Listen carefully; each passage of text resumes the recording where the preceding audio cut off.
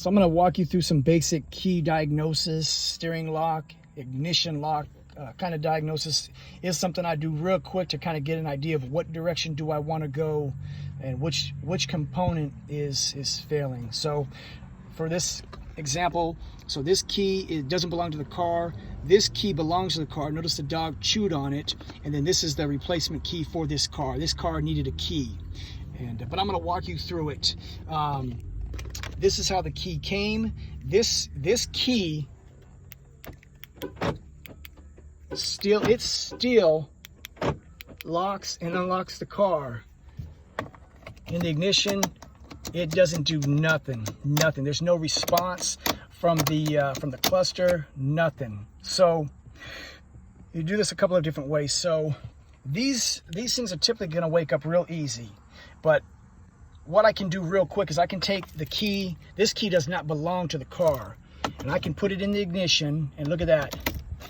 So it's waking up the ignition switch. My ignition switch is good, so I'm gonna put this key aside. But what I can also do, say I didn't see any of that, I got this little device that's gonna go over, I need like 4 hands here. It's gonna go over the ignition switch, and I'm gonna take that same bad key. Let's just do this a different way. So that key that doesn't belong to the car, it still wakes up the ignition switch to say key does not belong to vehicle.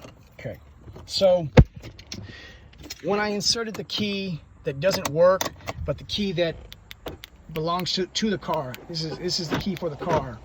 So I put it in the ignition, and I've turned it to start.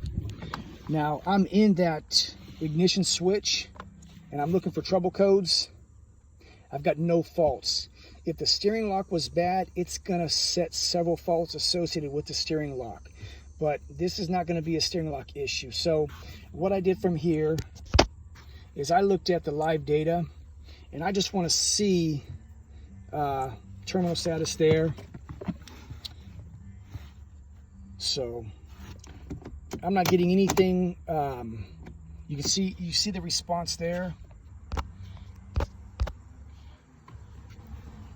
And I'm gonna back out. I'm gonna go into drive authorization, I believe is what it is. Okay. A valid key was identified. No.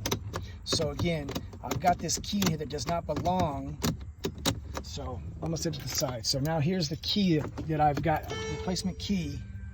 And look at that, a valid vehicle key was identified. And it's starting this car.